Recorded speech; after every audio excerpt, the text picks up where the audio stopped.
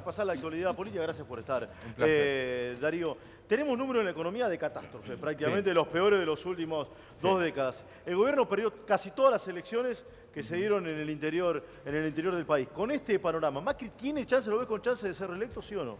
Es un escenario, yo diría, insólito, porque lo que se está produciendo, según lo que uno ve en las encuestas, es que hay un sector de la población que de manera inamovible va a votar a Macri porque no quiere que gane el kirchnerismo, y otro sector que va a votar al kirchnerismo porque no quiere que gane Macri. O sea, no se va a votar masivamente de forma propositiva, sino que se va a votar en contra. Al menos malo, ¿no? Claro, en contra.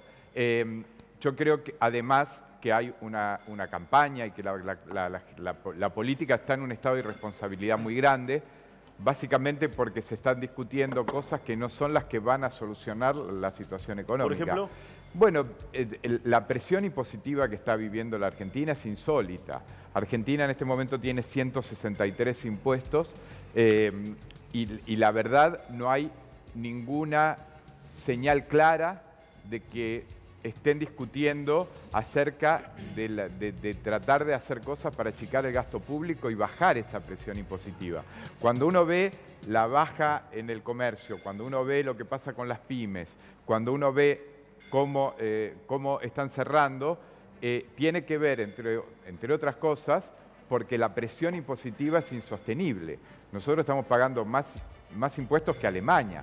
Lo que está pasando en el mundo hoy, en Austria, en Suiza, pasó en Irlanda, es que justamente los países... eso, pagamos más impuestos que en Alemania. Claro, en Alemania... En un hospital no hay una gasa. En Alemania el mínimo de impuestos que se pagan es el 25%. Si vos ganás, o sea, si ganás una cantidad normal, pero no grande, pagás el 25%. De ahí en adelante ganás más dinero y podés llegar al 45% si ganás mucho dinero. Pero no pagás el 25% como todo. No pagás, después pagás el IVA en los productos, lo que consumís, no pagás ingreso bruto, no pagás impuesto al cheque, no pagás alumbrado, barrido y limpieza. Estamos lejos de Alemania, lo percibo igual. Estamos lejos de Alemania, lo voy a llevar a la realidad, que tiene que ver con lo que pasó el domingo pasado, que usted decía recién, es insólito, también es histórico, digo, ¿por qué? Que el socialismo sea destronado por el peronismo, que Bertone perdió en Tierra del Fuego con un radical K, digo, hay algo que está pasando en la política que está modificándose, el peronismo unido, desunido. ¿Usted cómo lo analiza? No, yo creo que está pasando lo que usted describe, pero no creo que vaya... Si uno ve los números de la economía para los próximos 2 años, no son buenos. O sea, quiere decir que todos estos cambios son cambios que se están produciendo en el juego de la política. Acá lo que hace falta es que la política se junte y discuta cuáles son los temas. Nosotros tenemos un problema macroeconómico enorme. Hay un porcentaje muy chico de la población que paga impuestos para pagarle un montón de gente que son jubilados básicamente o planes sociales que cobran. Entonces, sobre esa masa pequeña de la población, que son un poco más de 10 millones, hay que presionar.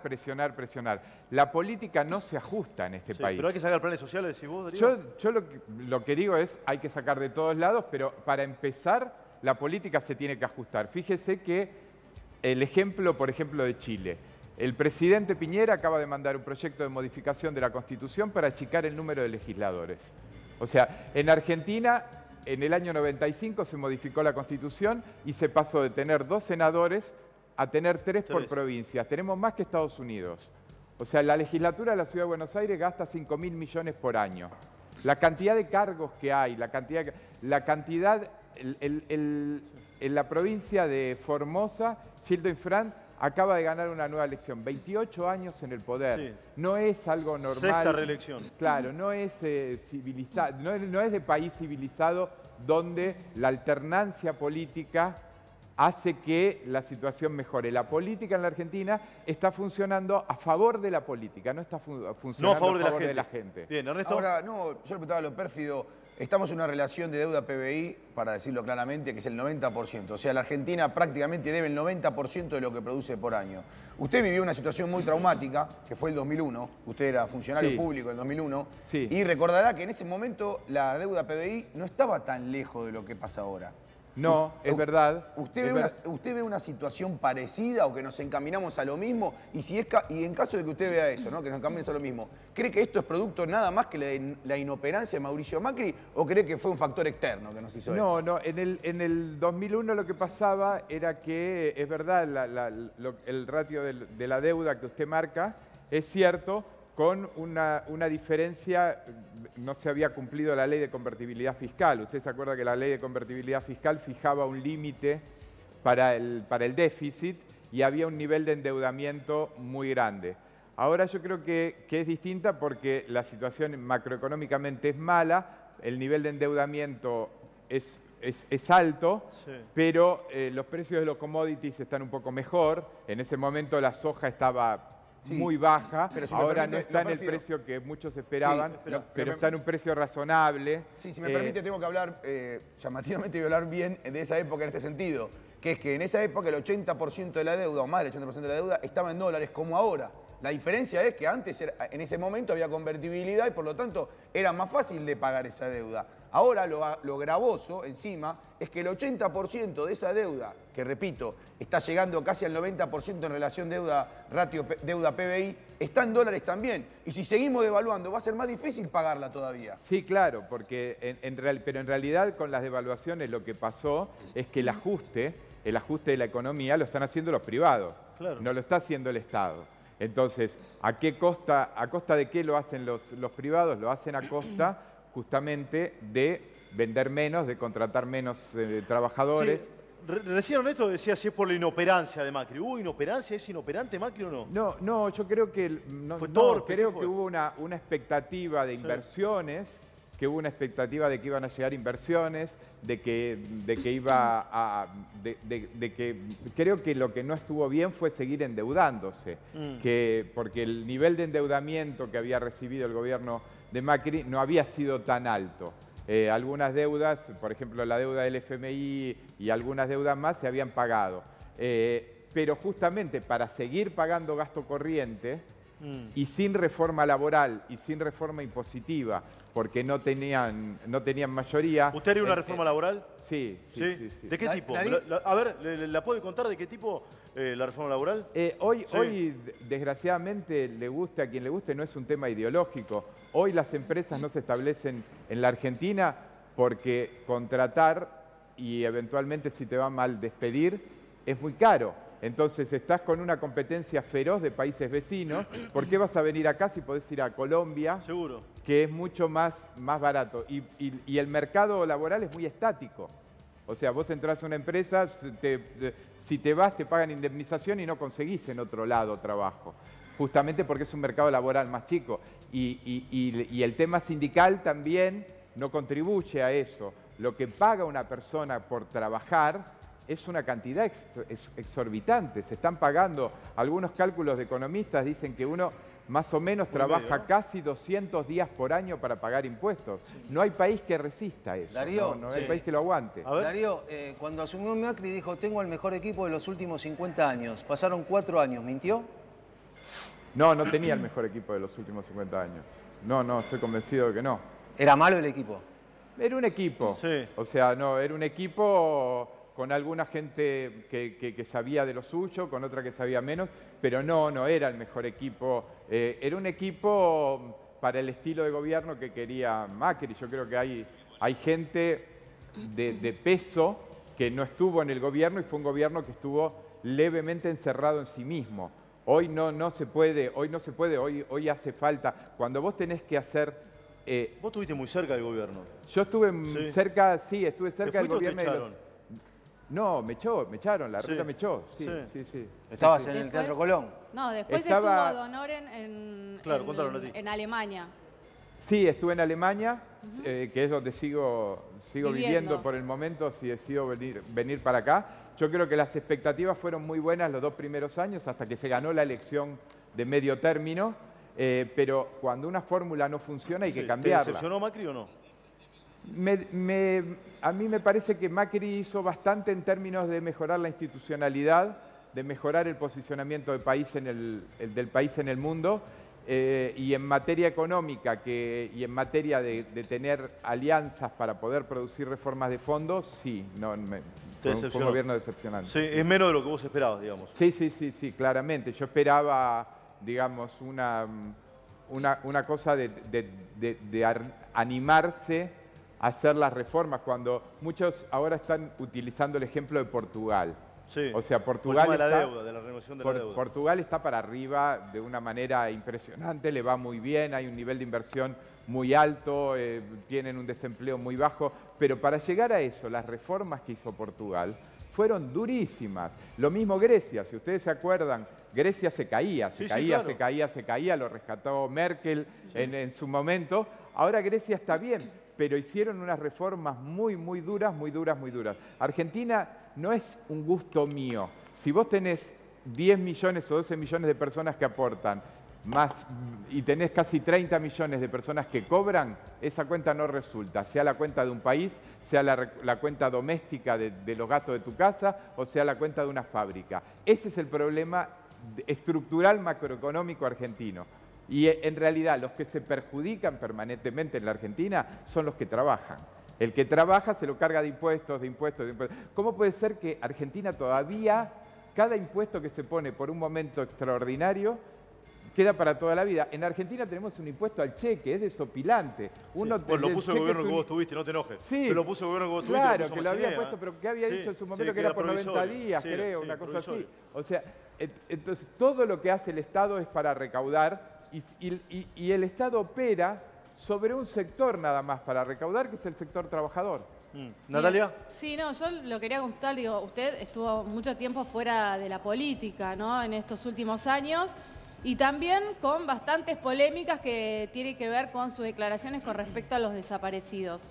Sí. ¿Se arrepiente de esas declaraciones? No. ¿Creen que eso les jugó en contra? Digo, sobre todo porque ahora usted está pensando nuevamente en ser funcionario, no sé, creo que de la Ciudad de Buenos Aires, ¿no? Quiere ser jefe de gobierno. Lo estoy pensando, no estoy decidido, estoy teniendo conversaciones y tengo tiempo hasta el viernes, hasta el sábado que se presentan las listas. Estoy hablando con varios, con Expert, con la posibilidad de ir con lista única, con esto, pero tuve una muy buena conversación con Expert. No me arrepiento de lo que dije porque es la verdad. ¿Sigue creyendo que no son 30.000 los desaparecidos? No son 30.000 desaparecidos, no. Los desaparecidos son los que figuran en la lista de la Comisión Nacional de Desaparición de Personas, que depende de la Subsecretaría de Derechos Humanos, que fue actualizada en su última versión por el gobierno kirchnerista.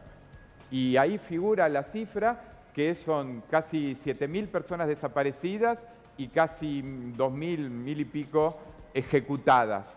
Eso es lo que está en la pared del homenaje que hay ahí en Costanera, la cantidad de nombres que abarca desde el año 73. Sí. Y mi posición la suscribe alguna de la gente más valiente y más honorable que han tenido los organismos de derechos humanos, como Graciela Fernández Meijide, es lo que dice Luis Alberto Romero, que es historiador, es lo que dice Seferino Reato.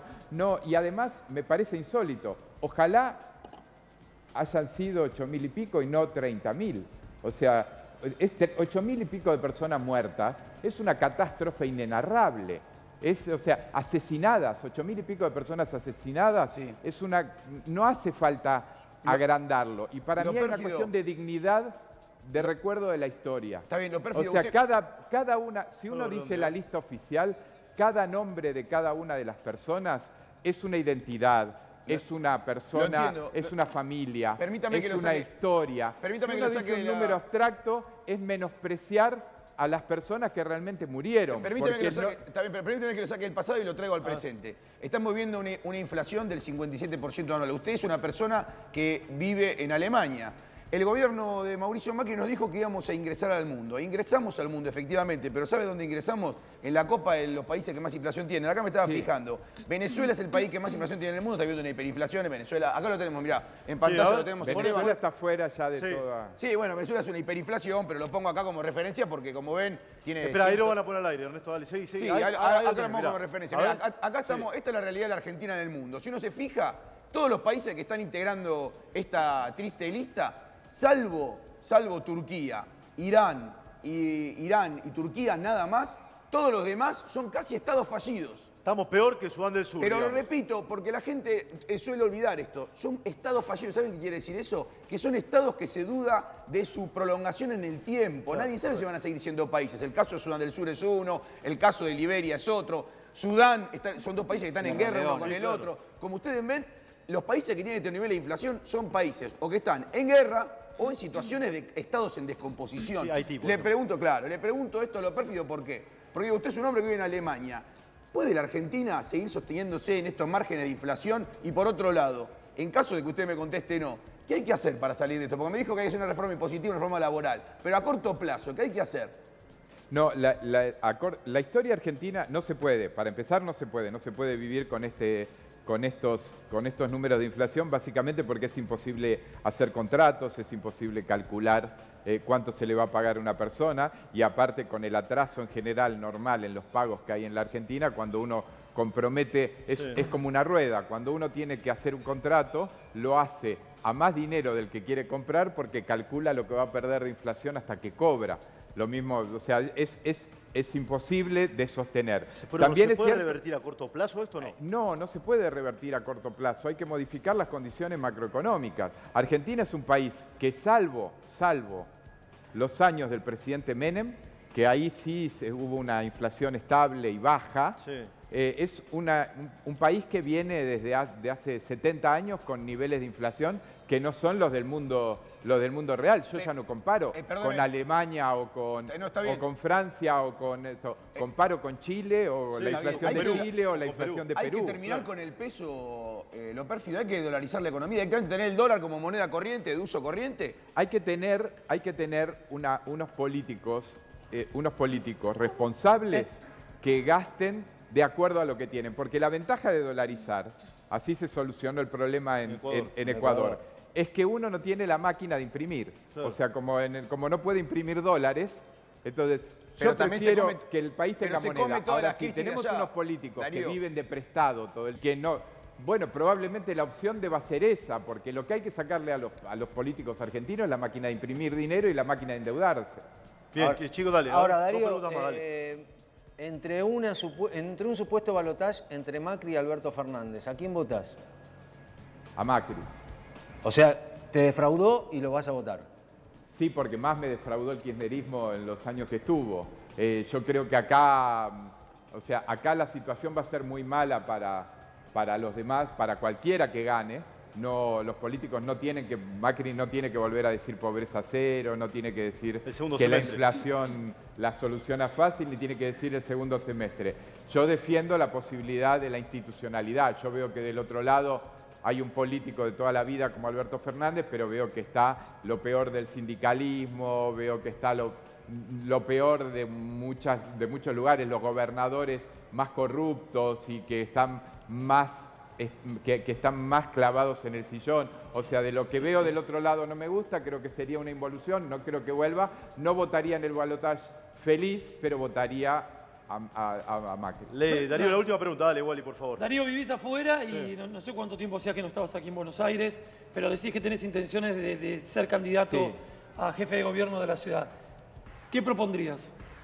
Para la ciudad yo creo que hay que cambiar el esquema de la ciudad. La ciudad, te doy un número que es sorprendente. A finales de los 90, más o menos, cuando la ciudad empieza a armar su institucionalidad, después de la reforma constitucional del 95, la ciudad gastaba 3.000 millones, 2.900 y pico de millones de dólares por año. En el 2017 gastó 11.000 millones y ahora gasta cerca de 8.000 por la devaluación. O sea, ese aumento brutal del gasto de la ciudad de Buenos Aires, ¿en qué lo vive un ciudadano? En el pago del ABL, en el pago de los ingresos brutos, en el pago de las tasas, porque por todo se pagan tasas, cuando llevas el auto a hacer el control que te cobran y te obligan a hacerlo, aunque el auto sea 0 kilómetros, te obligan a hacerlo para recaudar, en las multas exageradas, en el acarreo del auto. Todo eso es un Estado voraz, completamente voraz, que además de todo se endeuda. ¿Qué haría yo?